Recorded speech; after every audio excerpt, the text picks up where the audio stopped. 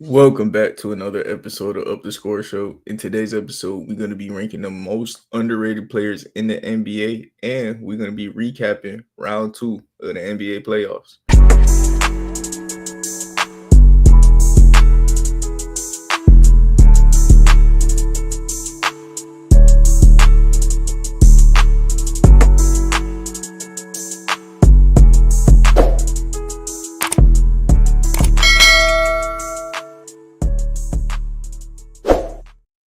All right, so like I said, we're gonna be recapping round two of the NBA playoffs. But before we do that, we're gonna be talking about some of the most underrated players in the NBA. We got a lot of players that we're gonna have to talk about, Larry. And I want to hear, who do you think is the most underrated player?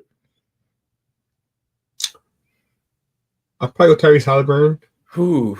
Yeah, He's a big reason why we're doing this, because that report of the most under and overrated players in the league. Ever since then, I was interested in seeing our thoughts. He was ranked as the most overrated player, and you think he's the most underrated. You think complete opposite. exactly. I think it's Tyrese Halliburton for sure. Definitely because he got voted as most overrated player. He kind of proved us all wrong this postseason, going against the Bucks in the first round, and now going against the Cavaliers, just beating them yesterday, a few days ago. So definitely has to be the most underrated player in my opinion. Yeah. Last season too, the Pacers made the conference finals. Man, Yeah, it's like, I me personally, I think he's properly rated, because this is the exact reason. Because I'm in between. You know what I mean? Like we have Eli, who will come in here and talk about how he's better than Curry, and then we have you talk about how he's absolutely underrated. Like, I think there's a world where he's just in between, but that does make him underrated to me, because like, I get it. The Halliburton making, I even underrate him at times, bro. I was calling him Rajon Rondo a couple weeks ago, man. Like, I'm even a victim to it, man. So that's not a bad name. I think his teammate Andrew Nembhard is really underrated, bro. Andrew Nembhard in the playoffs, Larry. He be showing up and showing out. He turned into like the most clutch 20-point per game scorer all of a sudden. Now Nembhard is tough. he's up But there. actually, he's not my most underrated. Actually, I take that back, because I made this segment. Still put him there. Still put him there. Yeah, I'll still put him there. You right. But my most underrated is Aaron Gordon. Like That's fair point. Yeah, he's been hooping. He's been hooping. Definitely. seriously, Yeah. Okay. from three, bro. You remember earlier in the year, I was like, bro, Aaron Gordon does not miss, but like, he gonna start missing. He No. hasn't been missing. He keeps making shots. And if Aaron Gordon making shots like that, while he has the SGA assignment.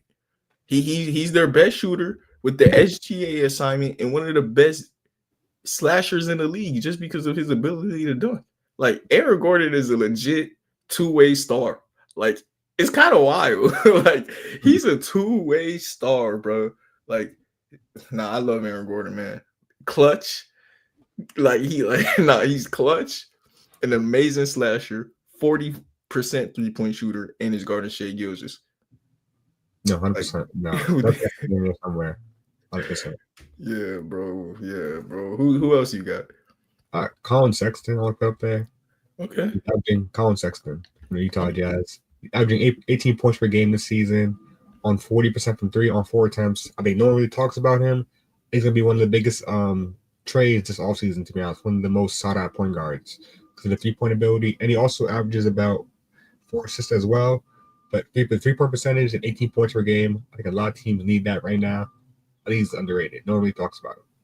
Yeah, Colin Sexton. Like, I don't even like. I know he's a good player. He's also like a gritty defender, like Yeah.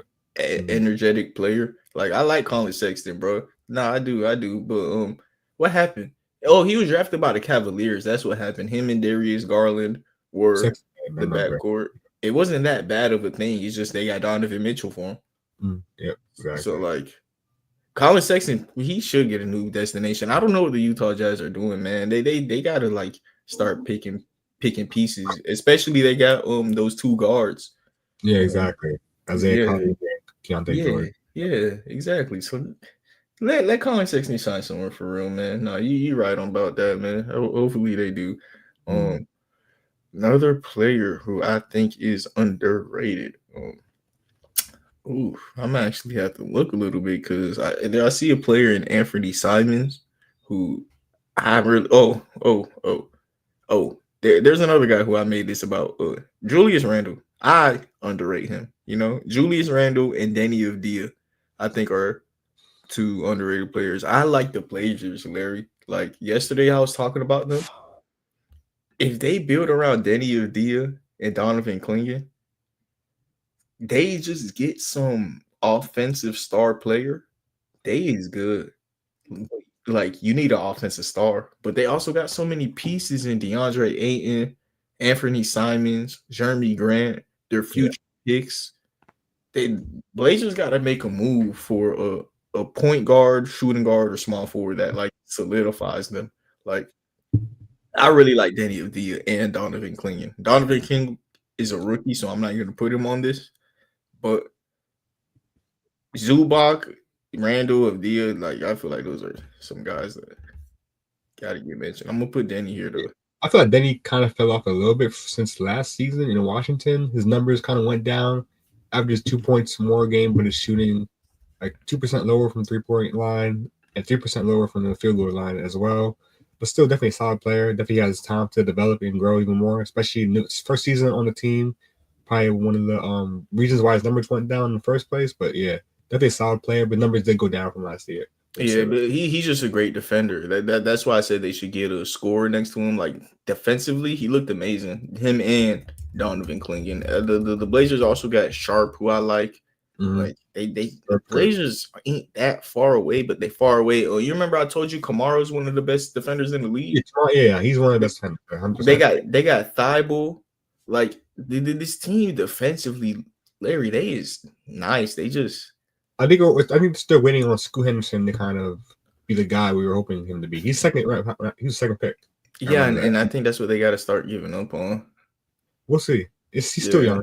Yeah, he is still young though, and he looking better. When I was watching him, he looks better. He does, but I don't know what this team. When Simons gets traded, and it's kind of Scoot Henderson's backcourt now, I think that's gonna be time to really assess if he's the guy or not. Yeah, but it's like year 4, and you haven't like given the number 2 pick the starting job yet. Yeah, at some point he hasn't earned it yet, and that's a good thing that the Blazers are a franchise like that. And you realize who Scoot is. And Anthony Simons is just somebody who I would just get an upgrade. You trade Scoot and Simons and give a team some hope. I don't know. I don't know what you do, but the Blazers are in a weird position. I don't know what they're doing. Yeah. You got anyone else you think is underrated?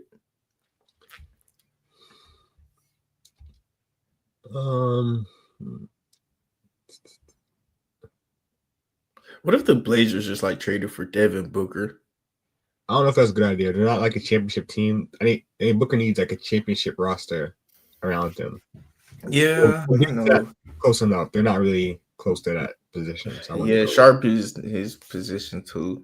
I mean, so you have a team of Anthony Simons, Devin Booker, Simons, Booker, Denny, Donovan, or Aiden's still there though. So so it'd be look, Anthony Simons, Devin Booker, Kamara, Denny, and Clingan as your starting 5. You have all that defense next to Devin Booker and Simons. It's not bad. It's not a bad team at all. It might be a playoff team, but I don't think it's a championship team just yet. Simons has been pretty injury prone. And they also have a lot of depth on that roster too. They still got Aiden on that roster. I don't know what they're gonna do with him. They still have Jeremy Grant on the roster. That's a lot of money to players you don't really that's on the bench. So you probably have like them in a 3-team deal to get Booker landed there. So like they wouldn't be on the team anymore. It'd be Booker. You're right. And then you got like the Blazers picks. Those are valuable. You could like the Blazers ain't like that's what I mean. The Blazers they're not close, but they're not super duper far away. They got the defensive core intact that they need. They just need they need 2-star players. I ain't gonna lie, but they got like all the defensive role players, bro. Like they ready with that. They just. You're right. You're right. That's asking. I got bad move. I'll try to make a mock trade later. See if that works. Yeah. Um, yeah. Any other players that's underrated? We got like Josh Giddey, got like Jonathan Kaminga, who might be underrated by his coach. Um, yeah, Julius Randle, like I said earlier, I'm gonna put Julius Randle on here because I'm gonna have him in my top 5. I underrate him. I'm gonna show him some respect. I think Dylan Brooks belongs there. Yes. People The actually think he defense player sucks for this something. year, amazing on defense, a heart of the team, one of the Energizer Bunnies in the league. So I think he has to be in there. Yeah. Uh, Yeah. Jalen Johnson's somewhat underrated, but he keep getting hurt. So Yeah, I don't know if I put him up there right now. I probably yeah, go Jamal Murray too. I yeah, think you throughout did. the entire regular season, no really talk about him, but now coming into the playoffs, he's kind of been that playoff riser that we know him to be, and I think he's underrated. Yeah, no, he is nice. Paulo Banchero, is he underrated? I don't think so. I think this season was just a bad season. The shooting went down. What? All right, Paulo's underrated. Did you see what? No, I'm talking about what he does in the playoffs. This is 2 years in a row now that Paulo turned into a 28 per game I, I, scorer, like I think he's good. 40% in the playoffs. Yeah, he's not been a good 3-point shooter. The whole team hasn't been good at 3-point shooting. That's kind of their fall off this entire year. So I just think he kind of went under the radar a little bit just because their team can't shoot the ball.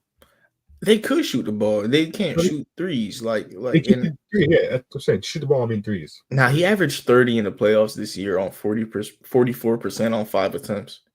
On from three? Yes, and he shot 6 attempts last year and shot 40. I don't know. The regular season. In the regular season, I get it, but and also for Paulo, these are both only one round in the playoffs. But like he's a power That's a fair point. You put him up there. Fair point. he's a power forward, like people no, the Magic problem is that they asked Paulo to be their point guard, and he's a power forward. Like he has point guard responsibilities, him and Franz. Yeah. They don't have a point guard. And then like they wonder why they can't shoot threes when you have your power forward shooting step back threes all game. At least they knocking it down at a 32 clip. Remember, me and Leaf told you that the Magic, like they're more than shooting; they are defense, and they're gonna beat up on the Celtics, and that's what happened. They broke the Celtics down. That's why I think that's why the Celtics lost to the Knicks. They came the first couple games beat up by the Magic. Like literally, when you play the Magic, Larry, and they got all those power forwards and Jonathan Isaac, Franz Wagner, Wendell Carter, and Franz Wagner, they play in lineups together where Franz Wagner is the shooting guard. Like, and he's 6'10", a power forward. Like, nah, it's just their identity, bro, to beat up on teams. And Paulo's a bully. Yeah. Who else underrated? That Al Horford underrated. I think he's underrated. Al Horford underrated, man. He's fine. I think that's it. Yeah, I'm thinking. Yeah. Once I'm getting to Al Horford, it's about it. I'm trying to just see if there's anyone else. Derek White, low key, look like. Oh, he's not underrated. No. Yeah, it's like everybody calls him underrated to the point where like it take it away.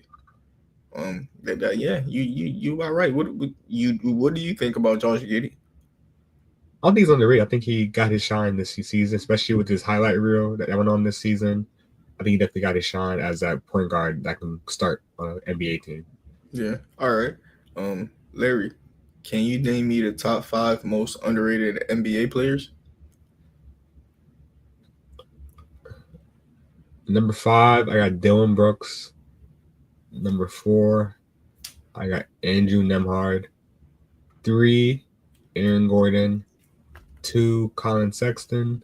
1, Tyrese Halliburton. Okay, hold on. I like how when you go back from 5, I realize it gets more views, and I understand it's because you're going from like 5 to 1. Now I'll be going from 1 to I'm gonna try and steal your flow, and it look like I got my players: Danny, Randall, Paulo. Yep, Danny, Randall, Paulo. All right, you could ask me. All right, Ma. Who's the top 5 most underrated NBA players in the league right now? Number 5, I got Paulo Banchero. Number 4, I got Julius Randle. Number 3, I got Deni Avdija. Number 2, Andrew Nembhard. And number 1 is Aaron Gordon. Yeah, them boys is all tough, underrated. Shout out to those boys. A lot of role players, couple stars on Reese, Randall, maybe. Yeah, let me give Randall the star tag for this video. Well, I'm gonna keep saying, yeah, Randall, Murray, and Paulo, man. Now we on to the playoffs, man. Since we talking about Randall, I'm gonna tell you why I think he underrated, bro. This man's averaging like 23 so far Yeah. in the playoffs. It like when Larry, you remember earlier in the year I said like the Timberwolves could be the 2 seed because of him. Mhm. I was saying this because look, when Edwards was on the bench last year, Cat is like an amazing play finisher, like one of the best play finishers in the league, and that's why he works so well with Jalen Brunson because Jalen Brunson creates plays. But Anthony Edwards is a scorer, so like when Anthony Edwards would be on the bench, there's no other scorer. Randall just comes in there and throws the ball up in the air, you know, like and Yeah. when it goes in, it look amazing, bro. Like he could just be a mini Edwards but be bigger because he's a bully. He could go in there, play bully ball, throw his floaters up, and when them floaters go in, bro, he is like, man, because he's a bully. Like he literally just go bulldoze and beats you up and scores. And then on defense, like I said, he's a bully, so like you can't move him that easily. Cat, yeah, he bigger, but like we talked about with Chet and um Chet and who earlier? Randall. Chet and Randall. Yeah, literally. Like we talked about with Chet and Randall earlier. Randall's bigger than Chet, even though Chet's taller. So like Randall got that effect on a lot of people. I wonder how much did you say Randall weigh? 250. 250. Yeah, that's literally, bro. That's literally 6'8", 250. That's LeBron. That Yeah. is literally he is LeBron. This is prime LeBron bullying on you, but nowhere near as good. Nowhere near as good. But this is what LeBron used to do. He used to just bully people and dunk. And if he's not doing that, he was one of the best passers in the league. Like Julius Randle is a way worse version of LeBron. Like a way worse version. But like it worked. It worked next to Edwards because he could control the offense. And when he does that stuff, I used to complain that nobody creates for Edwards but Mike Conley. And when Mike Conley's in the game, he's a cone. Randall creates for Edwards now. Edwards, hey, who's the best 3-point shooter in the league this year? Is it? Oh, I forget. It was Curry or Edwards. It was Curry or Edwards. Edwards is off the ball more because Randall is on it. Like Yeah. Edwards is a shooting guard. He wants to be off the ball a little bit. He could shoot the ball. Yeah, I get Cat could shoot, but it didn't make no sense that Anthony Edwards was creating for Karl Anthony Towns. You know, No, I agree. Definitely, yes. Especially with Mike Conley being older and declining. I think Randall kind of picking up that playmaking, especially with Dante Chivincenzo as well. Him doing the same thing, definitely helping them out, especially with Mike Conley declining. So that was one of the biggest problems we had with the Timberwolves. It was the playmaking aspect because Mike Conley was kind of declining. So Mike Conley's still a good playmaker. It's not that he's declining as a playmaker. It's that his defense is so bad that when he's in the game, teams just literally go straight at him. And even though he's setting up the team so well, he's giving the other team a liability, you know? Exactly. So it's like it's just what it is. Dante at point guard, even though he's a way worse playmaker, he holds his own on defense and can shoot a three. And then you let Randall cook whatever Mike Conley you wanted him to do, you're gonna have Randall do it at a worse level. But you know, yeah, and he a bully. He a bully, man. Like shout out to Julius Randle. The Warriors, though. What you thought about this series? No, definitely surprised by Randall. Definitely got to be on that most underrated. Honestly, coming into the season, I thought he was gonna be like a salary filler. I don't even think too much of it. Him kind of completely replacing Cat's offensive game. Not offensive game, but just the scoring that he contributed, kind of replacing that, and also adding playmaking for Anthony Edwards. Definitely a starlight, highlight of the moment. But I think Curry going down definitely messed up the Warriors' chances of just winning the series overall. I know everyone kind of expected Jimmy Butler to kind of be that Butler we seen a couple years ago in Miami, but we are a few years past that, and he's still pretty productive. I don't think he's going to give us the 98 points in 2 games again. I don't know if that's coming back. So yeah, definitely unfortunate for the Warriors that Curry's hurt, but overall they have a talented roster. Hopefully they can come back next season, but they got to make a move this offseason. Honestly, got to make a move for some size. I'm thinking maybe like Nikola Vucevic or Sabonis, some type of size. Not sure yet, but some type of size they need. But Timberwolves have been holding it down. Mike Conley has been declining, but that DiVincenzo has been able to step into that point guard role. Randall has been able to kind of step into that playmaking role. Rudy Gobert has been awesome defensively. He had a monster game a couple of games ago as well. Ants has been amazing. He's been like one of the best players in the league right now. So if he wins the championship, I think it's gonna be a top 5 conversation for sure. Oh man, dude, if the Nuggets get eliminated, somebody's winning their first ring. I can't wait to see Yeah, where yeah, we rank these players in the offseason. Because I, we haven't talked about player rankings in a while. I yeah. can't wait. Because a lot is changing. A Mhm. lot is changing. Leaf, what you think about the Timberwolves Warriors series, man? I think it obviously I knew the Timberwolves was gonna win. I had the Timberwolves to win regardless.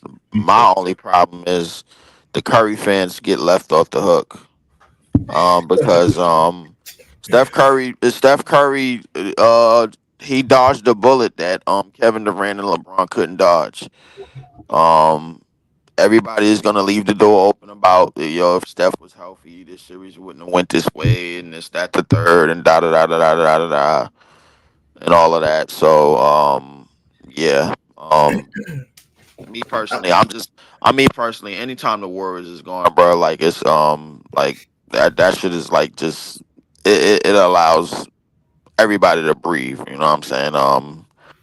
Um, Obviously, it's kind of weird now, bro. You telling me if like you're telling me that the road to the conferences, bro, both run through the Timberwolves and the Pacers, who've been to the conference finals a year ago, and only and combined they've only won one game. So I mean, I don't know, man. Like it's kind of weird. The Timberwolves are a very stupid basketball team. They're very stupid. Like if this team somehow wins the championship with Mike Conley and Rudy Gobert in their front line and they line up, bro, like this is probably gonna be one of the most impressive championship runs probably ever. But I'm not ruling out the Nuggets. I got to stand on business because I had the Nuggets in 5. So now I got the Nuggets in 7. I don't really care about the Celtics in the series at all because they're playing the Tangerines. Um, Somehow, somebody out there is trying to convince me that Jalen Brown is a number one because of what happened last night. But this Timberwolves series, man, it went kind of high. I thought it was gonna go. I mean, yeah, basically. I mean, but Mike winning the championship with Mike Conley and Rudy Gobert in your start lineup, that's it's kind of impressive. With their incapabilities. So I mean, shout out to the Yeah, Timberwolves.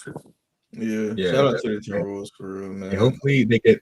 Honestly, like I'm a Nuggets guy, but Anthony Edwards getting his first ring at 24 years old would be something to see. Yeah, 100%. yeah. I got a question. Why is the MVP not been introduced yet? It's at the conference finals and the end of round two. It's like June, bro. It's like I think it's pretty sure it's June something. They're doing It's, it in June. They're doing it in June now. yeah, it's in June. I think it's in June. I'm like No, pre but I I'll be but honest both with you, yeah, bro. Like, listen, I neither tell one. listen. I will give OKC all the credit in the world. For what they're doing in this series. Obviously in that fourth quarter, they were able to get away with a lot of physical play, and the referees didn't call anything. But yo, Nikola Jokic, bro, man, I don't give a damn what nobody say, bro. The shit he was doing in that game, man. Listen, look. Shout out to SGA, but look, I'm sorry, young man, bro. Like you're not him. You're not where he is. You're not where the Joker is, bro. The shit he was doing in that game. Oh my God, bro. Like, look, I thought the Nuggets had that game in wrap. They went up 80-68, and then they went on a scoring drought. I mean, who the hell knew uh, uh Lou Dort was gonna turn into Ray Allen? I mean, I gotta give credit to OKC, man. That was one of the hardest fought games. You're not gonna see a more harder fought win in the playoffs than that. That was a very very hard fought win.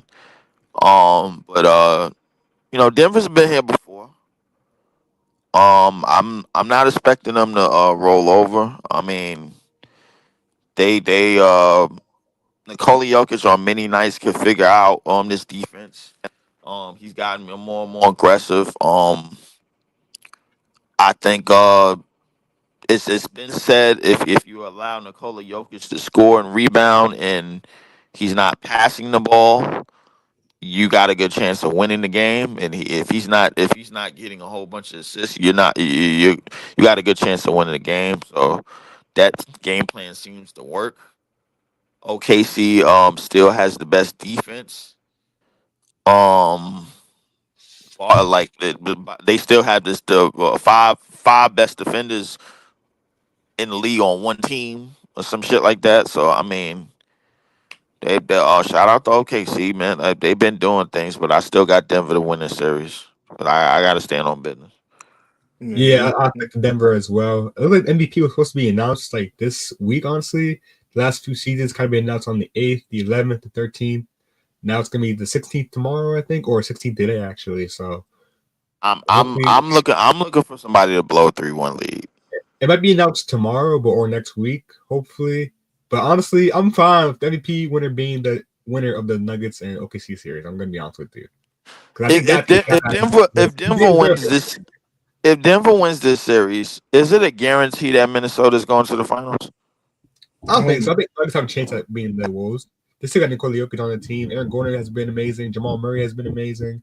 MPJ is I think he's the X factor. I think biggest X factor in the series definitely MPJ. He's been terrible. It's honestly terrible. Nah, do you remember they got J Mac the guard Jamal Murray? That's the thing, bro. I like. Is this? I think this. The Nuggets kryptonite is still Minnesota. Yeah, I want like. I don't really think it's in their best interest to win this series, but I really don't want to see how bad Minnesota looks against OKC.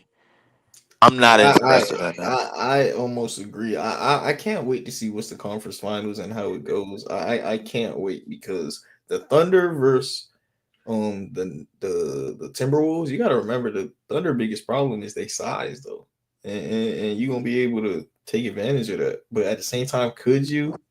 Is Isaiah Hartenstein? I can't say that. I can't say that because Chet and Hartenstein, they have been close to perfect on defense.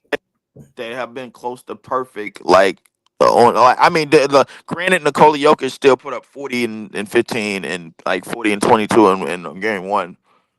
They have been in this series, like collectively, they've been close to perfect.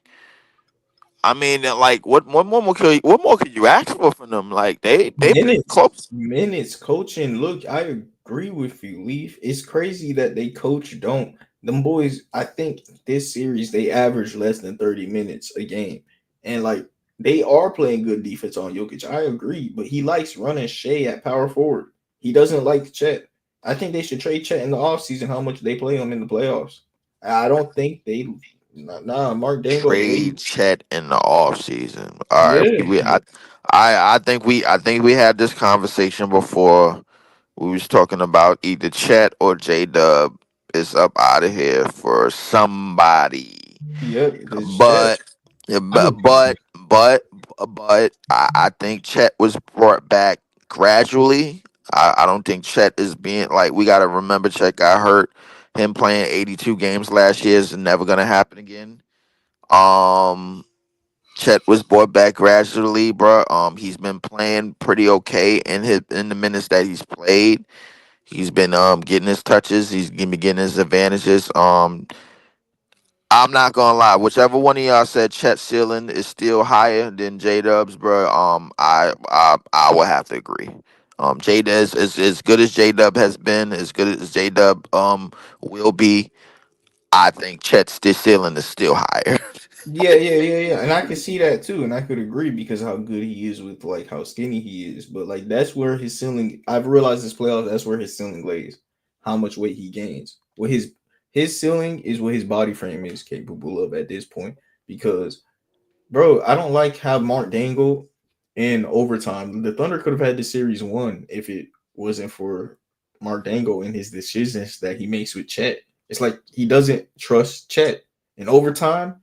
You know what his game plan is? All right, let's take Chet out. Oh my God, the Nuggets just went on a 10-0 run. Jokic scorching back. Yeah, Yeah, y'all should probably put the 7-footer in. yeah, You definitely. subbed out a 7-footer for a I 6'4". think Alex Caruso.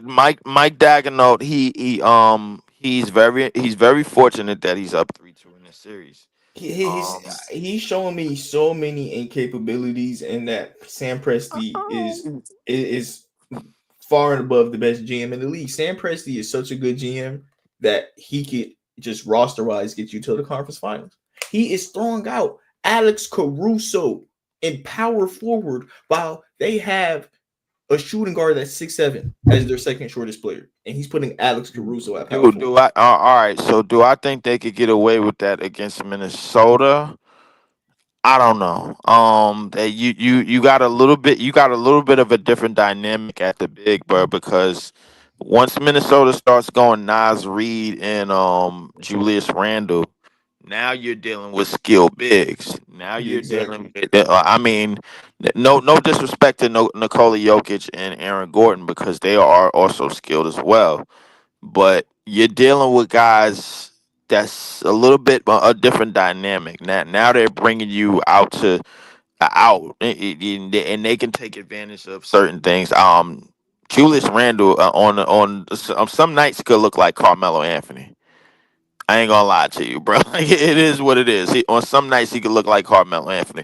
Granted, he was training with Carmelo Anthony. Shout out to Melo, but uh, uh, uh the SGA Ant Man matchup, I like it I love because it. I like it I because love it. I don't think Ant Man. I think I would say SGA is the slightly better defender than Ant.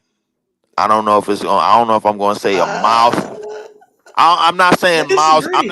I'm not saying Miles better. Well, if you want to say if you want to say Ant is better defender, that's okay. I'm fine with that. I understand Ant's athleticism.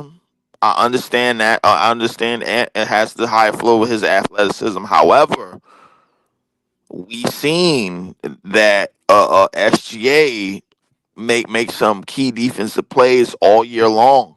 Edwards too. That's the reason I had Edwards as the clutch player of the year. His defensive plays that he was making at the end of games and Mm, offensive. He was doing it on both ends of the court for right, clutch player of the year. Like he was right. getting game saving blocks against the Pacers. Hmm. Remember that? Edwards is doing a lot, man. I'm pretty sure he had He triple actually double. got a game saving block against SGA. If I'm not Yeah, mistaken. exactly. You don't know. You're So right. Like yeah, Edwards has a yeah, yeah. lot of moments Now like that I that. think about it, I mean, but all I would say overall for the year, if you want to say SGA is a slightly better defender, that's fine. Um, I won't. I mean, it's They the same debatable. level. It's they Yeah. same It's level. debatable. It's debatable that they might be the same level. Ant Man. This is gonna be one of those series. That proves who's the best. I guess guard. For now. I mean, at least in the West. I mean, Ant Man. He coming in this series with a lot to prove. If you want to get that last Infinity Stone or one of the last Infinity Stones, bro, to complete this quest, this is what you're gonna have to do, bro. You're gonna have to do it at the expense of the best defense that we've seen in probably in our lifetime. I mean, I mean, no disrespect to the 2004 Pistons and the 2008 Celtics, but this is definitely no disrespect to the '96 Bulls, '90s Bulls, those Bulls teams in the '90s, but this is probably one of the best defenses that we've seen since those teams. Yeah. Hey, But They bro. they so you Hmm? guys have, if the Nuggets win, you guys have the Wolves going to the finals. If the Thunder win, you guys have the Thunder going to the finals. Exactly. Yep. Okay. Yeah. Okay. I I mean, think the Nuggets could, I man. really don't see a world where the Nuggets get out of the West now that Minnesota is If I waiting. see a Minnesota's world, here, personally, I see a world personally. I see a world. no, there's a world. Of course, I mean, there's a it world. there's a I mean, yeah, It's Jokic, man. I'm Larry, sorry. I can't do it, man. Larry, call me crazy, bro, but Minnesota, they have their number, bro. It's deeper than that. They got their number, yes. They got the matchups. Yes, they got the health. Yes, they got the beating up of Jokic. Jokic had to go through Zubac and Kawhi. Then he had to go through Chet and Hartenstein. Jokic, like he's had a couple games where he looked human in the Yes, Thunder series in just the because Thunder he's series. tired. And then he Yeah, got to go against and Gobert, then Reed, he and got to go Randall. against Gobert, Randall, and Reed. Nas Reed.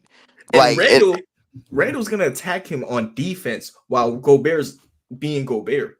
right? Jokic's gonna have, and then you're gonna have Jamal Murray being guarded by J Mac, and then you could easily let Edwards calmly chill on Michael Porter so he can have energy on offense and guard the Exactly, hurt guy. Like Michael exactly. Porter So is hurt. when they go to the Julius Randle Nas Reed lineup, they get the opportunity to hunt Joker a lot.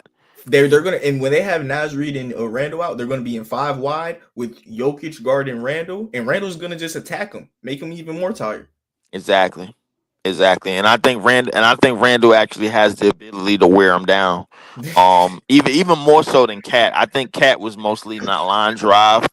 Cat was the better shooter, but Julius Randle has the ability to put pressure on him And like rebound too. rebound nonstop. So I mean, like obviously he gonna be wrestling with him because Joker is kind of Joker low key kind of turning into a flopper, but I low key see why because it's a lot of years on his body. Right on.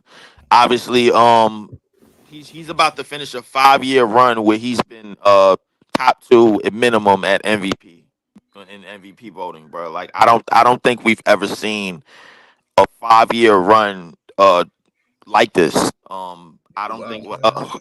if you want to say you've seen it from Jordan.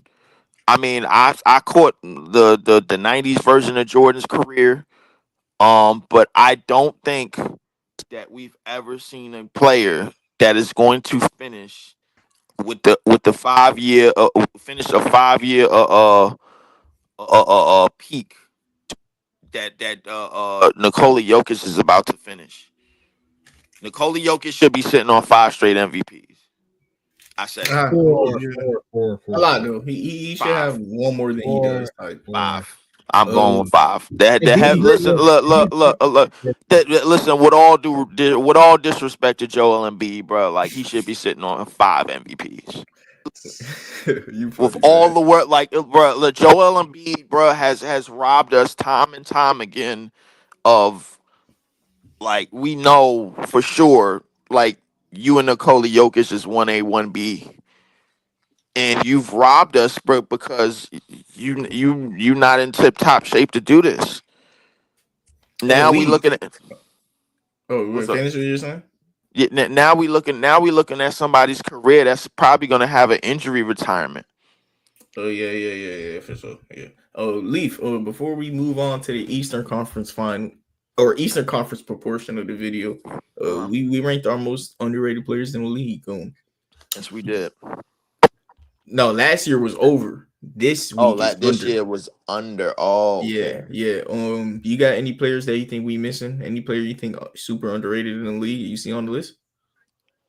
Under damn. Oh shit. I'm not at my goddamn big screen. I'm on Okay, my so I'll tell phone. you who we got. We got Tyrese Halliburton, Mm, Aaron Gordon, mm, Andrew Nemhard, mm, Colin Sexton, mm, Danny Avdia, Julius Randle, mm, Dylan Brooks, mm, Jamal Murray, mm. and Paulo Banchero. Does this sound like any name you think is underrated that you didn't hear? Any name that's underrated that I didn't hear? How about Peyton Pritchard?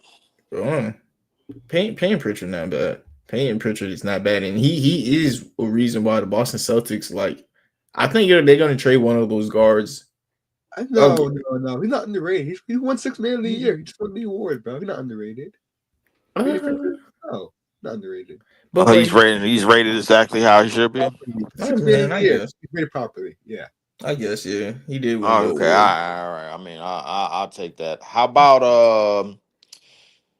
I'm gonna give me somebody else on the Pacers, bro. How about Miles Turner? His defense overrated to me, so it kind of I he's mean, he properly he rated. he's been playing his ass off, bro. Yeah, Like, he has. He's like vice versa rated. People think he's some crazy defender. He's a good defender, but he's a crazy offensive player to me.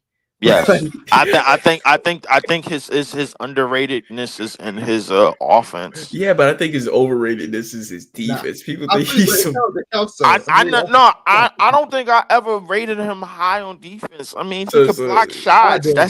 He could block shots. That's it. But I mean, offensively, I like what the way that his offense is the last piece in the complete to the puzzle of the Indiana Pacers being probably one of the best spacing teams of all time, bro. Like I mean, like we look at what they can do and how they can create and how everybody could do stuff one on one and do stuff in space and like they score so much in bunches and they score so easily, bro. Like they so comfortably.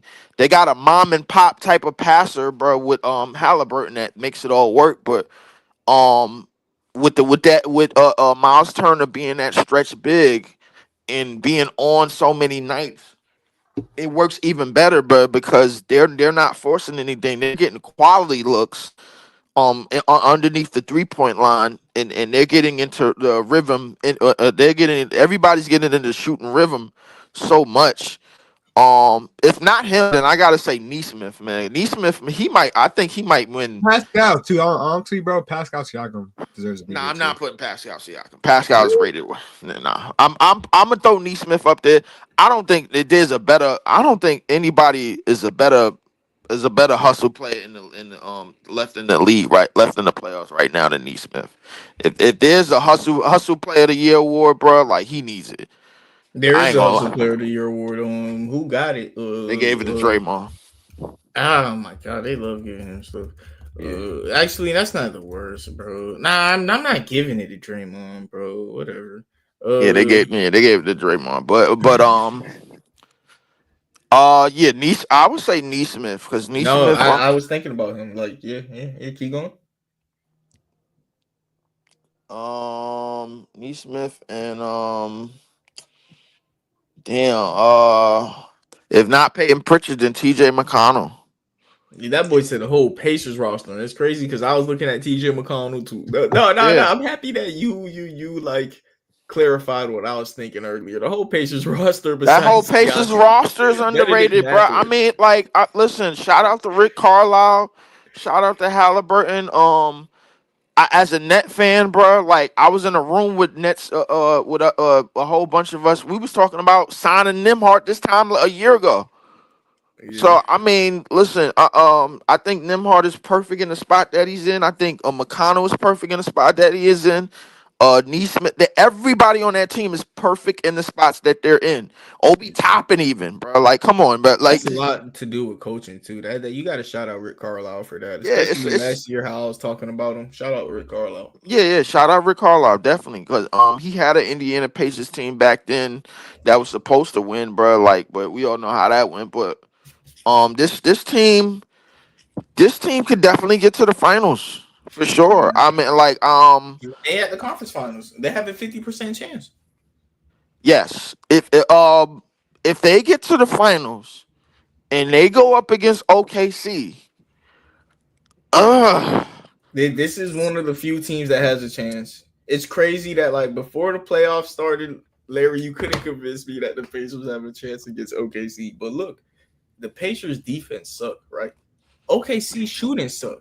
So who cares? And Pacers defense actually don't suck. It's no, it's not. average. It's average. It's the second half of the season, bro. It's actually been better than a lot of people give it credit Yeah, for. and you know it's one way, and this is something I always talk about the Pacers. People underrate their defense because how quick Tyrese Halliburton plays. He plays 7 seconds or less, so he makes the games have more possessions. So that's why the scores are higher.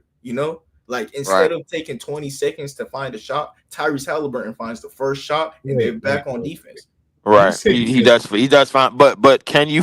Is the question is potentially if there's a potential matchup between them and OKC, can you find those perfect shots against that defense? no. Yes, We're yes, done. We're not doing this, bro. We're not. yes, Yeah, Pacers cannot beat the OKC Thunder. We're done. you gotta Not doing it. remember. You No, gotta no, no, remember. no. I'm not saying. What? Okay, all right. So the chances of them spacing out that defense enough to the but like the thing is like the thing about a defense in the NBA, bro. Nobody has proved that they can guard a defense that runs a 5 out like the Indiana Pacers. Nobody has proven it, bro. Like And that's what the Thunder whole calling card is: defense and like They're not gonna beat them, bro. guarding 5 out. You're gonna have to put if you guarding a 5 out as an efficient at hold on, Larry. If you're guarding a 5 out as efficient as the Pacers run, the thing is everything about your defense requires movement. You're gonna be like everybody's gonna have to move, run out to the perimeter. You're gonna put Everybody's Chet at gonna the have 5 and everybody. bench Russell. Yeah. You going like I don't think And Hartenstein. Siakam is gonna bully Chet, I don't think Hartenstein's gonna really play in this series. and Siakam's gonna bully Chet. I don't know. I don't know if Siakam is bullying Chet. I haven't seen anybody bully Chet yet. If the Pacers make the finals, Siakam could win Finals MVP. I don't know about that. I don't know about that. If Chet is playing center, yes. No. I don't know about that. What I will say is OKC capable? Well, we seen OKC put up 149 points. Are they capable on night to night going up matching the offense of the Indiana Pacers as a collective? The Indiana Pacers as a collective from 1 to 9. Like they listen, this team is a very efficient and a very good, one of the best spacing offensive teams that we've seen. Honestly, I mean, me personally, I like Indiana's. I don't know who I like Indiana against, bro. Either Minnesota or whatchamacallit, bro. Like, be honest with you, because wait. The Thunder's gap on defense is bigger than the gap on offense for the Pacers. I think that alone, I can pick the OKC comfortably. I don't even know what that means, Larry, bro. Like, because defense, the OKC is way better on defense than Pacers. No. I know what it means. I know what it means, but I don't know what it means when they actually get on the court, because, like, great defenses have never stopped great offenses. This has never happened. If you're telling me, bro, like, you can have an all-time great defense in OKC, but we talking about in Indiana, from what they did last year and what they continuing to do this year. We talking about set the record for new pace, set the record for new offensive rating, set the record for scoring highs and averages and per 36, per possessions, per 100 possessions. Like, this is what Indiana's doing. What everything that Indiana is doing on offense historically, OKC is doing on defense historically. I get it. It's going to be a historic defense versus historic offense. However, history will tell you, as good as a defense has been, they have never been able to stop an all-time great offense. Leaf. Before we go on to the Eastern Conference, can you name me the top 5 most underrated players in the NBA? Yes, I can. Number 1, I have Tyrese Halliburton. Number 2, I have Aaron Gordon. Number 3, I have Julius Randle. Number 4, I have Nembhard. And at number 5, of course, I got Jamal Murray. All right, now on to the Eastern Conference, and what do we think about those series? Let's start off with the Cavaliers Pacers first, because we show a lot of Pacers love. And who want to go first, man? Hey, man, Larry, you could go first, bro. I'm a big Spider fan, man. This is terrible to watch. He's had amazing games, but the rest of the roster, he was averaging 40 in that series. I'm saying he had amazing games. I'm saying the rest of the team didn't do what they were supposed to do. Garland has to go. Jared Allen got to go. Stop right there for Giannis. That's the mock trade I've been doing for Giannis. Allen and Garland. You get a core in Milwaukee that has Jared Allen and Darius Garland, who've been building with each other since the Cavaliers days. When Damian Lillard comes back, you move him for like something in between those two guys. And then Milwaukee got no picks, so this is how you get a young core. You get Garland and Allen, and you trade Damian Lillard for some wing in the future. No, it's definitely debatable. I don't think the Bucks say yes to that. I don't think the Bucks say yes to that simply off the fact that why we gonna see Giannis 4 times in a year. Yeah, but that means you're also not contending anymore, and you don't own your picks. It's just a we're not gonna win with him, so why not get the young core from the first season? The best package. The Bucks. San Antonio could offer them a better package. We all know that. So I think they want Super Flag or a Spurs second pick. I think that's a more interesting. And those are the two teams I had ahead of the Cavaliers. Only two teams. Sixers too. I'm gonna be honest though. Sixers too. No, not even the top 10 team. I had Memphis in front of them. Embiid and Giannis. Oh, we got Jared McCain. We have Tyrese Maxey. We have the third pick. We have a package for sure. Embiid and Giannis together. Embiid and bro, no, don't nobody want Embiid. Please stop. Ain't that crazy? We can trade Embiid, bro. Trade Embiid something else. Don't nobody want Embiid, Larry. Bro, nobody wants Embiid, bro. What? What do you mean? What? He robbed y'all. He begged for an MVP so he could get a super max. He's got a super max, and he's done playing. He robbed you. And he just injury prone. He's a little injury prone.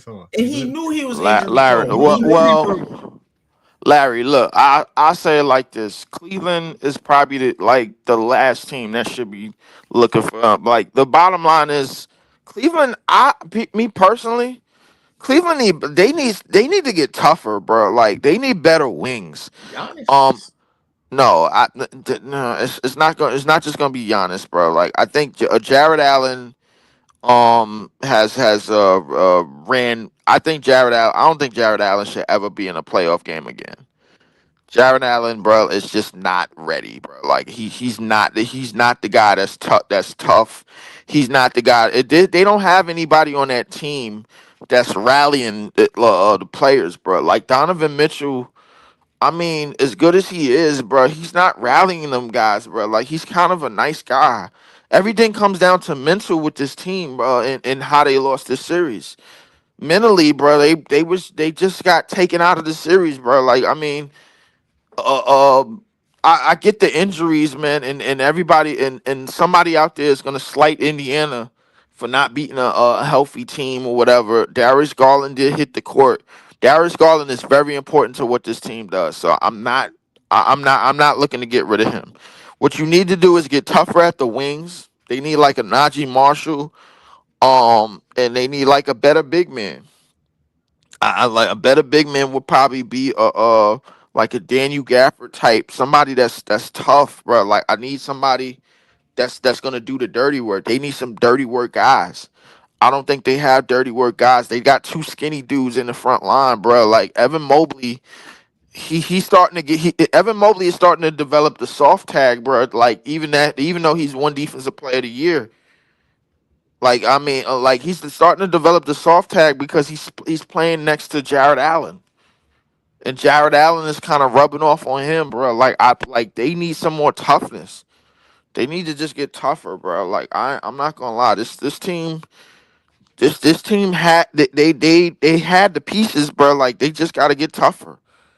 That's all, bro. Like I mean, there's no reason why they should have lost the series the way that they did, but they just got to get tougher. If you would have told me the Pacers was only gonna lose 2 games on their way to the Eastern Conference Finals, I would have called you a liar. Oh, that's crazy, bro. No, that is crazy, bro. That is insane. But Pacers have been balling, like you said. I didn't realize both of these offenses in the Eastern Conference are 5-out offenses. And Cat at the 5 or Miles Turner at the 5. So a lot of teams in the West are going to be having to play 5-out. You know, like it's just what the Eastern Conference is. What it's looking like. It's what the Miami Heat trying to do. If you the Pacers, you hoping that somebody blow a 3-1 lead. I don't know what you're talking about, but this Pacers series is You know over. what I'm talking about. I don't know. Actually, If can you you're explain? if you are the Pacers and you're sitting in the Eastern Conference Finals waiting Oh, for the, You hope the you're Celtics. hoping that somebody blows a 3-1 Okay, lead. okay. I got you now. Okay, but I don't know. I don't know. This Pacers team is legit. They just need to re-sign Miles Turner and run it back next year if they can. Like they gonna have to eventually. They got so much depth. They're gonna have to trade some of these players to cash in. Because they all gonna want to get paid. Benedict Mathurin gonna be tired of coming off the bench. So is Benedict Mathurin one day. I said Benedict Mathurin, Andrew Nembhard. Like Andrew Nembhard, I'm pretty sure in the regular season he come off the bench, right? Or is I he? think so. I mean, because Benedict Mathurin is coming off the bench now, which has been better for him. Because Yeah. I almost forgot about Benedict Mathurin. They starting lineup. Nemhard starts Did right he start now. the whole season? Like, am I I don't. tripping? I don't. Did he? I gotta check that. Yeah. No, he did. He started. Yeah. He played. Yeah. I'm tripping. So What? they brought Mathurin back like gradually because Mathurin did have that injury though. Like, No. Last year I thought Mathurin was better off the bench too. No, last year mhm. too. It's Damn, just yo, damn, Indiana's loaded, bro. God no. damn. Indiana, they have a lot of depth. Yeah, their depth has always been amazing. Their depth was always good. Like, no, that's what they were winning off of last year too. Yeah. Shout out to Bro, Indy. like, am I crazy to think? Am I crazy to say this? They only non-spacer is T.J. McConnell, And he's one of the best mid-range shooters in the league. which is crazy. Yeah, TJ McConnell is one of the best mid-range shooters in the entirety of the league. I think he would be the best sixth man in the league if it wasn't for Peyton Pritchard. He'd be the best. He Nah, is one of top the best five. six men. If it wasn't for Peyton Pritchard, he would be the best sixth man in the league. I mean, the past couple. If we were to rank the best six man of the years, like off Ty Jerome. consistency, The hell with Ty Jerome? Ty Jerome. Bro, he was out the league a year ago, bro. I'm talking about come on, bro. Like between the in terms of six man in the last 2 years, the conversation has been three people: Peyton Pritchard, T.J. McConnell, Naz Reid.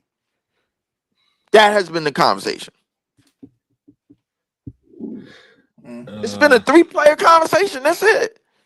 No. Malik Beasley was there. I mean, Malik Monk. He was there before. Malik Monk. As the best bench players.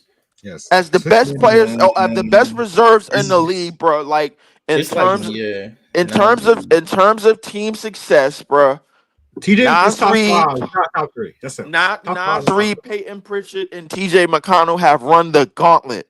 Malik Monk was there before. I'm sorry. Malik Monk was better. Malik Monk is there too. Malik Monk.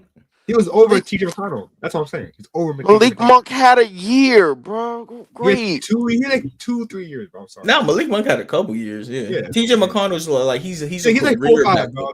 He's top 5, not top 3. That's all. TJ McConnell's a good backup. Like for the past, if you want to say the past 10 years, he's top 3. If you want to say the past 5 years, he's like top 3. Nah, he's one of the best. He's one of the most consistent and one of the guys who you know what you're getting out of. Malik Monk, he either going to drop 20 off the bench or just be we got to remember Peyton Pritchard, brother. Like until he got his money, bro. Like that's when he was like, yeah, it was at a point he was unplayable. Yeah, whatever. But anything else y'all want to say about the Cavs Pacers series? The Cavs are effed up, bro. I mean, this is the absolute this got to be the worst number 1 seed since the Atlanta Hawks in 2015. When they had Kyle Korver leading the team in scoring. This is absolute disgrace. This team was supposed to be in the conference finals, bar none, and in 5 games, Indiana showed you the door, bro. I'm like. I mean, I get it, bro. You got to guard more in space. You got to do this more in space. But, I mean, yo, you got to figure it out. You got to figure out how to win that, bro. You got to figure out how to win that. Like, there's no excuse for that. But, so the Cavs. There's only one excuse. It's health, bro. Look, Lee, you just talked about how deep that Pacers team is. And they had a game where they missed Mobley and Garland and Hunter. And we just saw how deep the Pacers roster was. I'm not saying that's the only reason the Pacers won, because there was games where the Cavs were healthy and the Pacers also beat them. But, you know, like, I understand why they looked like the worst one seed. It's because they were hurt.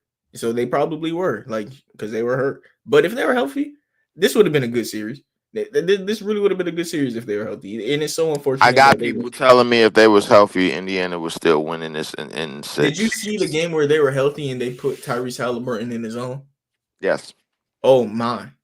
And that's what I was saying that the Miami Heat would do to him. I was saying that Halliburton is such a up-tempo playmaker that if you put him in his zone and slow him down, that's not his game. And the playoffs, it's all about making people not play their game. That's why teams will make Ben Simmons shoot, because that's not his game. You get players out of their game, make them do stuff that they're uncomfortable with, and that's how you beat them. And the Cavaliers zone, it relies on Evan Mobley being at the top of the key, similar to Bam Adebayo. And if their zone defense is hurt, and if their way of getting Tyrese Halliburton out of position and uncomfortable isn't available, they're screwed. They're going to be going against 5 wide with Jared Allen, and he's going to be guarding the rim for nothing. Yeah. So basically, you telling me, bro, like, if Indiana wins the East, and granted they see OKC, all OKC got to do is just lay in the zone because they got some of the best defenders on one team to do it. I didn't think it. Yeah. Wow. Look.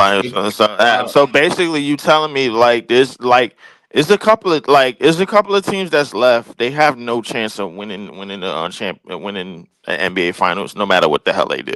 Yeah. And Indiana is one of them. Yeah. Or I don't know because you got to remember OKC can't shoot. Indiana, if you're bricking and you're letting Siakam or Halliburton grab a rebound, instant offense, and y'all can't shoot. Basically. And then Halliburton, when y'all are playing defense in the zone, now that is tough. And the Thunder love turnovers though. Is Halliburton going to be turning over the ball in that zone? They're gonna have to. Well, and like it depends on how many half court sets that they're in. But yeah. I don't think Halliburton is going to be turning the ball at a high level because they're going to be. I don't think they're going to pressure the ball, bro. Like if his Achilles heel is his zone defense, that means you're forcing Indiana to shoot more than to pass more. You know what I'm saying? Like in the zone, you can't cheat because with a team like the Pacers, bro, like once they start dotting you up, and then you gamble in the zone, and then you mess around and leave a shooter open, which Indiana wants to do, is get to their shooters. Then that's pretty much. Then you pretty much wasted your zone defense. Yeah. But I think they have to go to somewhat of a hybrid zone, like to where they zone trap with a ball going certain corners. Yeah. Because like I like to say that they have to they have to figure out who to double when they get the ball and turn them into a passer. Like they would have to turn other people into passers outside of Nembhard and Siakam and Halliburton. All right. Okay. I learned from Coach Spo. I learned from the best. The way I would guard Halliburton is the first 3 quarters. I'll show him different looks. Whatever one he did the worst with, I'm saving it for the last 2 minutes of the game. And whatever one he did the second worst with, that's what we're starting with in the 4th quarter. We're trying to confuse him. He loves. Can you name those 3 looks? All right, so we're gonna start out the game, and man, just normal, just get a feel for who's playing good defense. Second quarter, gonna come out in 4. What's that? Box one. Okay. And then in the 3rd quarter, do zone. Whichever one Halliburton did worse against, remember that for the last 2 minutes of the game, or whenever the game is getting out of reach, and put him in that. And to begin the 4th quarter, whatever one did the second best, you just do it. Like Halliburton is one of those guys who you got to keep giving him different looks. Confuse him. He loved not turning the ball over. All right. Since you love being disciplined, here's a hallucination. You don't know what defense we're in. Find out. Find out. Okay, I mean, but here's the thing. The thing with hockey assist passers, which is what Halliburton Halliburton does. Yeah, is. yeah, Like they have a habit. Like the one thing about it that's not being talked about is how Halliburton is playing off the ball. There's yeah. a lot of movement. Like I mean, like you can't really prepare for that when somebody is Unselfish. giving the ball unselfish and giving and sort of a mom and pop hockey assist guy. Like in an offense, you know what I'm saying? So I mean, I think me going back to what I was saying. I don't think if you're OKC or if you're whoever's going to play Indiana, if you're showing these defenses, the thing is you're going to have to prepare for everybody else as well because it might be Nimhard that's killing you in that first quarter where you're showing Halliburton man. Then in the second quarter when you showing up It's like not a about box of showing one. Halliburton. It's about showing the team, man. It is about to show the team, but here's the thing: the Hey, Indiana. look. The team is such a fast-paced team that the only way to slow them down is putting out different coverages to at least make them read it first. You know, sometimes the Pacers get shots up within 7 seconds. Now, the first 7 seconds, I want you to see what defense I'm in first. Hold it, because y'all love me run. Y'all love going so fast. Boy, you better see what play I'm in. The Pacers run Right. so quick that like teams allow it. Look, when you keep running man against them, they know who. At some point in the third quarter, Halliburton could tell that who can't check Nimhard. You know what I mean? Right. And you keep going to the same defense. At least make him check what the defender's doing. Then be like, oh yeah, but he still can't guard Nimhard. You know, but hold on, what's he doing? Oh, but I'll still give it to Nimhard. That's cool. But you make him have more. Make him think more. Try and overstimulate him. But I think with the team that Indiana has and with the unselfishness that they play with, of course, and with the simplicity that they play with, I think Halliburton himself is proven that simple is better. Simple is No, better, but I exactly, mean, exactly. like On offense, simple is better. On defense, no, you have to mess up the simpleness. And how you mess up the simpleness is by making them overstimulate. Keep changing defense. You at some point, when you keep changing your I don't defensive know. This coverage, it sounds like a deadly game you playing right it's now, what, bro. no. What I'm doing is I'm talking too much. I'm giving y'all what the Heat do. I'm telling y'all what the Heat do and how the Heat make teams overstimulate and force turnovers. That's what I'm doing. I'm giving game. I'm talking too much. I need to become a coach. Hey, coach, if y'all heard this, don't Look, even listen to me. Just get me on the team, bro. look, Mar. I think. Listen, this would work in a lot of different scenarios with the Pacers. I'm on the fence right now, but I could Yeah, have one leg over yeah. and say that the Pacers, bro, as a unit, collectively, they could get the better of any type of defense there is. No, for sure, and I agree. That's why I'm showing them all of them.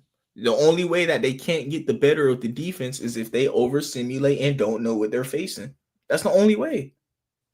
I agree. I, I don't think I see that's the thing. I don't think Indiana is over simulate type of team. They're gonna figure out We don't. how to Every they're gonna team figure out how to eat at the table, bro. Like whatever you Every team gets overstimulated at some point. Look, it's deeper than basketball. I It's don't about I your don't think mental. Indiana is that team. I'm just Dude, like look. Imagine you have to sit there and guard Shea. And after you just got a spin jumper fade Michael Jordan on you, you have to read what defense he's in. Because if not, he's gonna steal the ball. And matter of fact, he steals the ball and then he goes dunk. And now you got to read his defense again. Like it's just making you think. And then you're like, oh my god, now I gotta go guard Shea. It's about getting your head out the game. It's not about the game no more. It's the playoffs. I'm trying to get you out the game.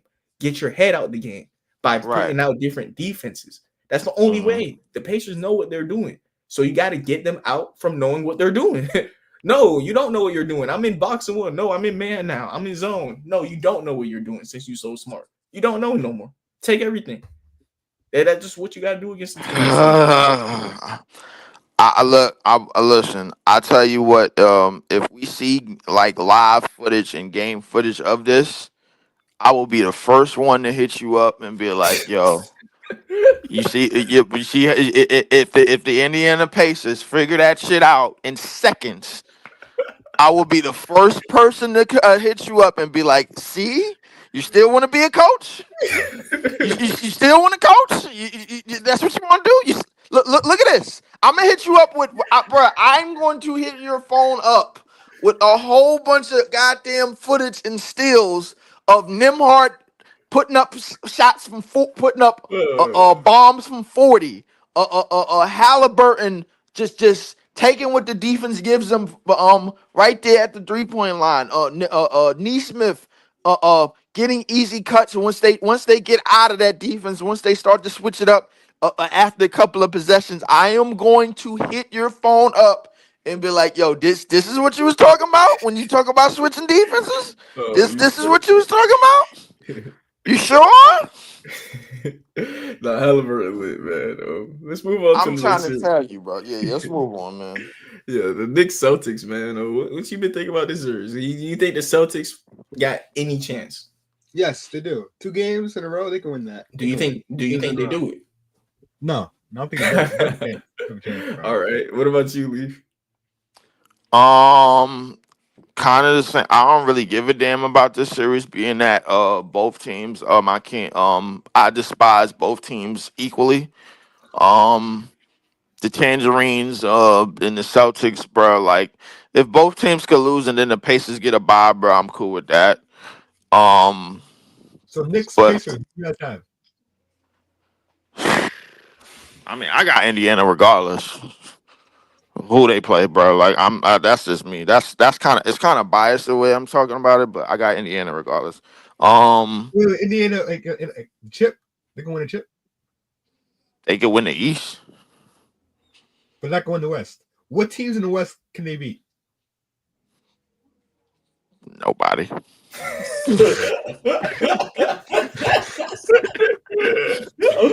No, I gotta keep it real, bro. I mean, like,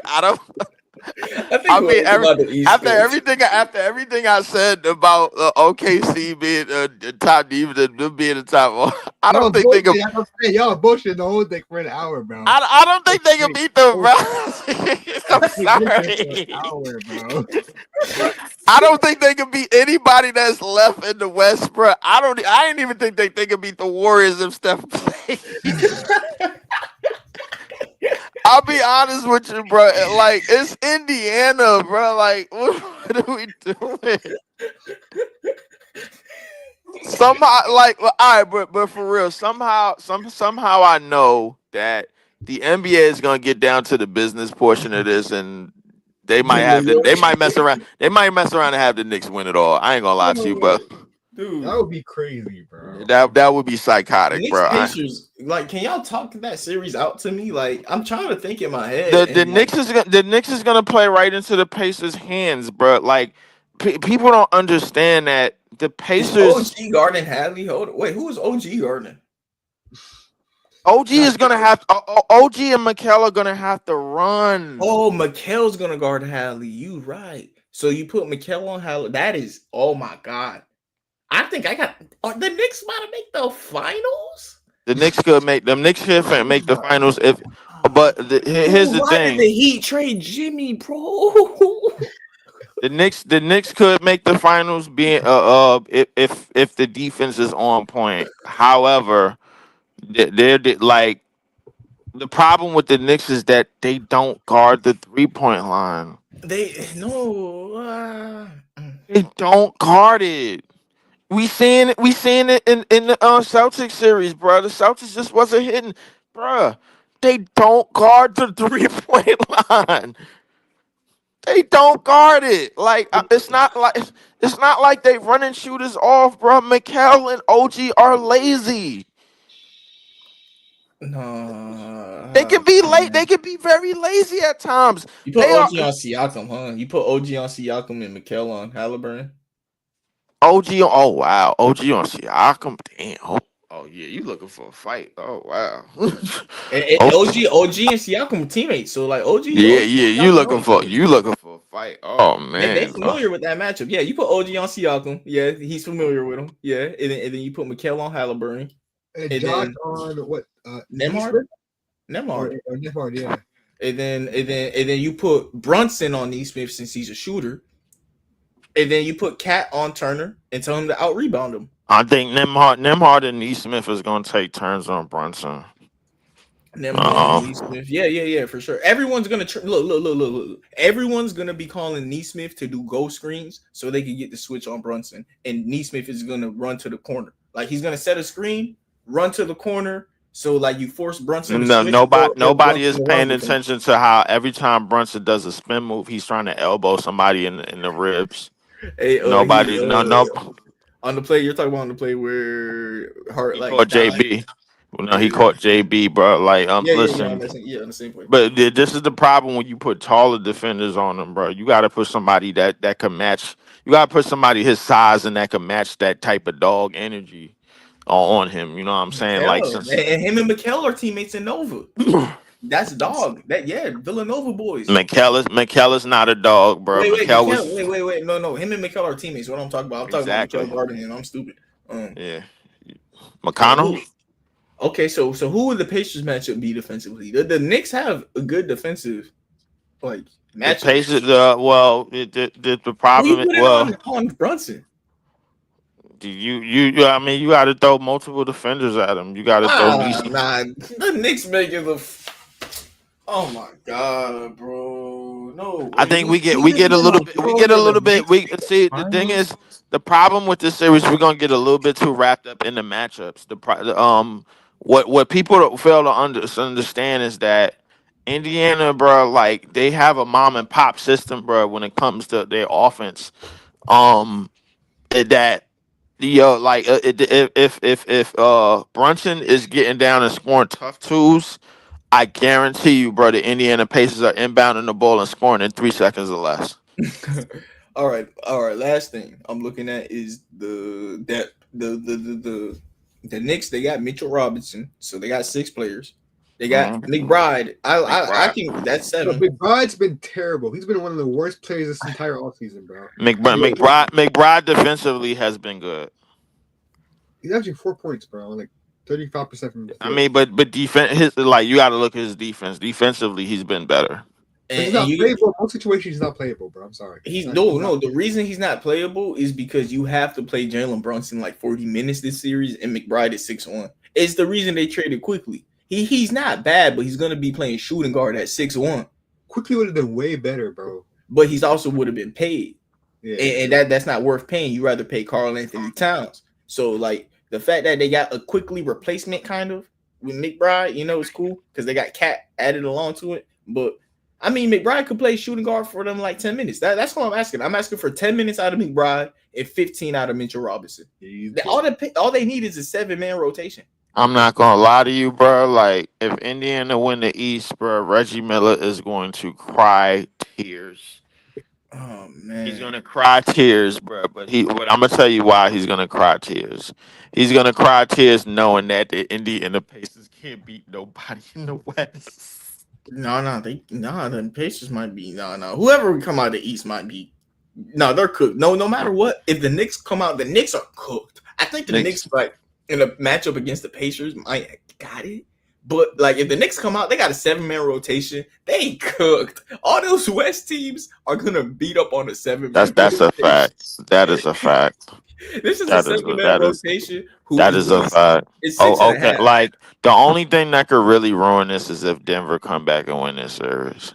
Yeah. That's the only because if I promise you, whatever one of these teams see, I would like Indiana to see OKC. But then again, I don't because I feel like OKC is going to beat this team by a record margin. At least 2 out of the 4 games. I might have to go with the Pacers just because if the Knicks get one injury, they have a 5.5-man rotation. Yes, and the Pacers like 10 deep. The Knicks are literally one injury away from not having a rotation. But the Pacers, they play so much of a mom and pop system that I think I'm not gonna lie to you, if Halliburton pulls this off, like Oh man, bro, like he probably even gonna get more hate because that whole overrated player nonsense that came from anonymous players in the league anyway. I'll be honest The with you, reason bro. they hate his game is because like he dribble crab like and then he shoot like that, bro. It's just aesthetically annoying. You know what I mean? It is aesthetically annoying, bro, but it's aesthetically effective too. Yeah, Um, but yeah. The stats, like you look at advanced stats and what he's doing now, Halliburton is more than aesthetically. He's literally effective. You know, like yes, he's literally very effective, but I mm, mean, I think like the one thing I like about this situation is that Indiana is as a team. You could really give it like as a team, you could give them a lot of credit because at the end of the day, like we get to focus on a team sport. Like when it comes to the Indiana, but possible Indiana OKC matchup, like you get to focus on a team that has the best defense against a team that has possibly the best offense or one of the best offenses or one of the best paces probably in league history. You know what I'm saying? This is historic offense and historic defense. And I ain't gonna lie to you, bro. At times it might look like the Broncos versus the Seahawks. And y'all know what I'm talking about. So I don't gotta explain. you know what I was really thinking about the most with the series. I've been looking at which Celtics player is most likely to get traded. Like I'm trying to rank them. Porzingis is gone, bro. He's been Who injury wants prone. him? He's on an expiring contract. He's done for. Who wants The him? holidays next in the list. Who wants Porzingis? Mm-mm. Someone take him. He shoots the ball. Defense. He'll be there for 1 year. Magic. Ooh. I'll be honest with you, bro. Like, look, I ain't worried about my team taking too many people because I'll be honest with you, and we really supposed to sign Nas Reed, Kaminga, and Cam Thomas is supposed to be on our team next year. That's three Man, bench hard. players. That's three bench Y'all players. like, yeah. That's three bench players that we got starting, bro. Like, I don't know. So I mean, it is what it is, bro. Like I don't know. Like like I You don't know, know who gets. I don't know who could take who, bro. I yeah, really don't. you know who been looking real tradable? Who? Jalen Brown. I was like Wow. thinking, look. What I was thinking, the Celtics, if they go the way I'm thinking, they can still contend.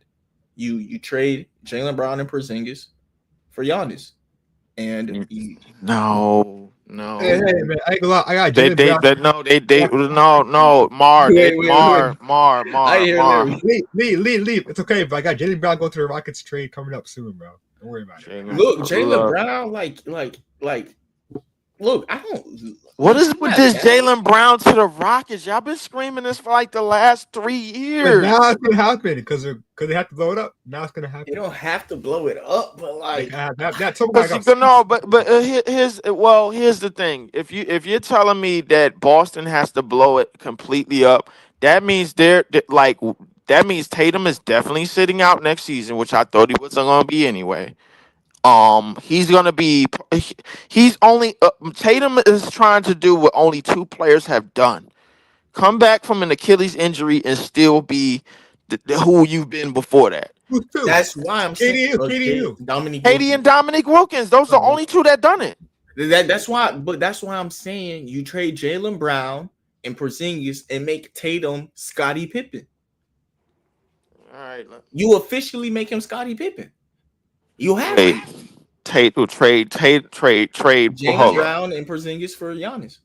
And then next then year, you Giannis is gonna officially- come with Drew Holiday, who he has chemistry with, and him and Drew Holiday gonna carry the Celtics until Tatum's back for the playoffs. You know, Tatum will come back around playoff time, No, and then he'll be an off-ball player for no, Giannis and Drew. no. I think the only person that's probably still gonna be on the roster, if I had to say, if the Celtics are going like in full, all right, yo, we gotta redo the count of this roster all over again. Which I personally believe, because Horford is probably gonna be gone, Mhm. Porzingis is probably gonna be gone. Horford might retire. You right? Horford. Yeah. Drew. This Tatum thing gonna make Horford retire. Yeah, You right? it is gonna make Horford retire. Drew Holiday is probably gonna be gone. Derek White is probably gonna be staying. Tatum is gonna be out for a year. Brown could probably be moved because of the contract, but Brown will have to be moved. Like probably the next trade deadline or probably towards the end of next season. I'm thinking And in then the off season, bro. You trade Brown. Look, you Boston. remember. Boston to me is probably gonna get AJ DeBonsa, bro. Out of this. No, you gotta remember, Lee. They said that they. I don't know what that means, AJ. But what does that mean? Wait. Boston is probably going to get the number 1 pick out of this if this demolition goes right. Because I said it the second that Tatum got hurt, bro. I said, yo, Boston is probably that was at that was the same night that the Dallas Mavericks got the number 1 overall pick. I said, yo, Boston. I said, yo, Tatum got hurt. Boston, Tatum is gonna sit out for a year. They're gonna demolition the team. They probably gonna end up being like a play-in. Yeah. They're gonna demolition the team. They're gonna demolition the team. They probably gonna end up in the play-in at best, and then they're gonna get the number 1 pick, which is AJ DeBonsa. I'll say this right now. Tatum's going to be the 3rd player to come back from an Achilles because of his play style. He plays just like Dominique and Kevin Durant. But the only thing is, he even is like less reliant on his athleticism than Dominique. Like he plays just like those guys. Dominique was probably the most impressive coming back from because he's dunking still. But Tatum and Durant, Tatum's going to come back. Leaf, I trust him because Tatum is one of those guys. His game is so. I was watching him the other day, and I was like, Tatum underrated. I underrate Tatum. But hold up, but we got to remember, when Kevin Durant came back from Achilles, bro, he was averaging 27-7 on 50-something% shooting, bro, like true, and 60-something from 55% shooting from mid. Like as a mid-range shooter, bro. Like I never. First off, I never thought Jason Tatum was the mid-range shooter that Kevin Durant is. He's a great 3-point shooter though, and this is why I say the Celtics should do what I say. I think that Tatum, I'm confident in him coming back, and I even think if they are a competitive team for some reason next year, that he will be able to come back around March. You know, the thing is though. You have to trade your picks. You own all the rights to your future picks. Now you have a reason to trade Jaylen Brown for someone who's better than him. You trade Jaylen Brown and something else. You trade Jaylen Brown, but if you trade Jaylen Brown, bro, you're trading Jaylen Brown to somebody that can afford to pay him that contract. Yes, of course.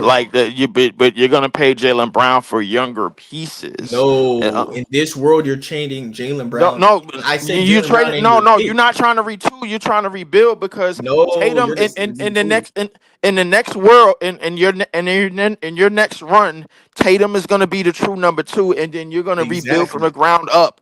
And that's why you get a number 1 out of Jaylen Brown. Look, the Celtics own all their future picks. And you could, if you call the Bucks, you could tell the Bucks, hey, this is a risk. Tatum tore his Achilles. What if Tatum doesn't work out and Giannis leaves? True. So it's a risk that you're going to give up like Jaylen Brown and like 3 first-round picks. That's a risk for Giannis. And the Bucks get a star player they could build around. Look. Yeah, no, I'm not gonna lie. Giannis not going to the Celtics, bro. It's the same situation. Yeah, Giannis. Giannis. The same situation as what? As Lillard, bro. Both stars injured for the year. I don't think Giannis wants to injure. The best place for Giannis to go is the Spurs. The only difference though is you could convince him that he's gonna be playing with Drew Holiday, who he misses. He's gonna be playing with Here's the thing. When you picking up Giannis, the major thing that you need to have is a stretch big.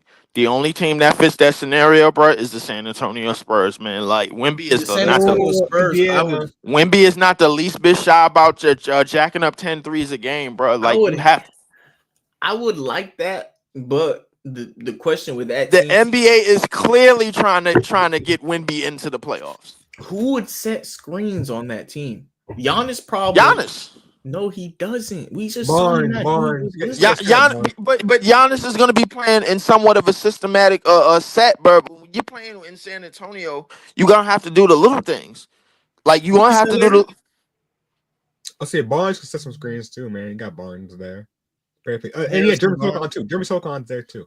Yeah, but like all I know is Giannis and Wemby are not screen setters.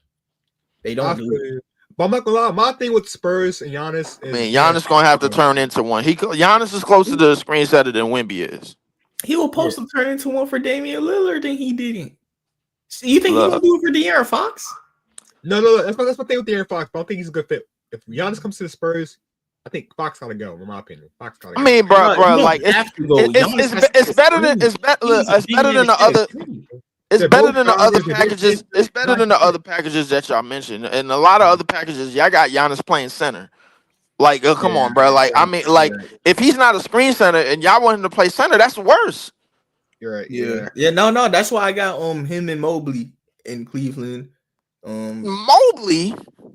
Yeah. That's not bad. It's not bad. Mobley's becoming a stretch five. Mobley's becoming somewhat of he is a stretch five now. Mobley's a stretch five now. I don't know. Mobley is literally what they wanted Brook Lopez to be. A stretch five that could play zone defense and guard the rim. Yeah. Mobley is literally like what the like. I think we putting too much stock into what Mobley is and what he could be, bro. Like, look out Mobley shooting numbers, Leaf, and watch. If you watch, like he's shooting in like the first quarter. Like he's a. I'm not. Yeah, that's the problem. If it's the first quarter and it's not down the stretch, I'm looking at what are you doing down the stretch of games, and how effective are you down the stretch of games as a scorer, bro? We know how you are as a defender and as a rim protector. But when Indiana comes back up, bro, like are you able to move consistently in the fourth quarter, bro, when they start to wear you down? Nah. Mobley's shooting 4 threes a game in the playoffs, and he's shooting 45%. In the regular season, he shot 4 a game and shot 37%. Like as a center, that's good enough next to Giannis, especially with the defense versatility. I mean, well, so from 37% in the regular season to 45% on the same volume, that just means like, all right, from series to series, bro, you done had some advantages, bro. You came off from playing Miami, and then Giannis will create more. Exactly. You can't. I get that, but at the same, and them attempts will go up, and the percentage will most likely go down. So I think I actually lied. I think he shot 3 in the regular and 4 in the offs. I think he's shooting more, and then went higher. Leave. Look, he's shooting more and he went higher. Like he shot 3 in the regular, 4 in the playoffs. Like, nah. Mobley's gotten better as a shooter. He's only 23 years old, by the way. Also, like now, if you want to project, imagine what he could do in the future. Imagine he adds some post game. Nah. Now that's projecting. If I project with Mobley, I'm projecting a post game. He already got the shooting down. Now, I ain't saying he's an elite shooter, but for a center, good enough. I don't care for what he does shooting now. Post game though, if he add that, holy. Those Tim Duncan comparisons might. Yeah, if he had post game, we basically looking at the next Rasheed Wallace, bro. Like, come on.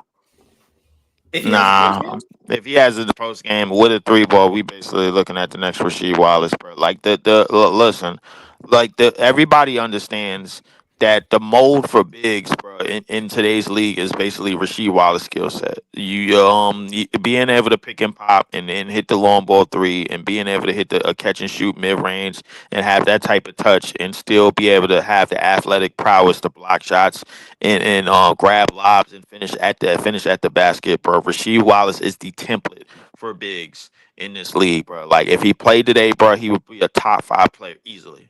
All right. That's a crazy statement to end the episode on. Rasheed Wallace would be a top 5 player in 2025. So yes. Thank you, everybody, for tuning in to episode 215 of Up the Score Show. We recapped the playoffs, talked about some of our most underrated players in the league, and prayers up to Jason Tatum, out for the year, Achilles. It was a bad one. Thank you, everybody, for tuning in. Have a nice day, and God bless.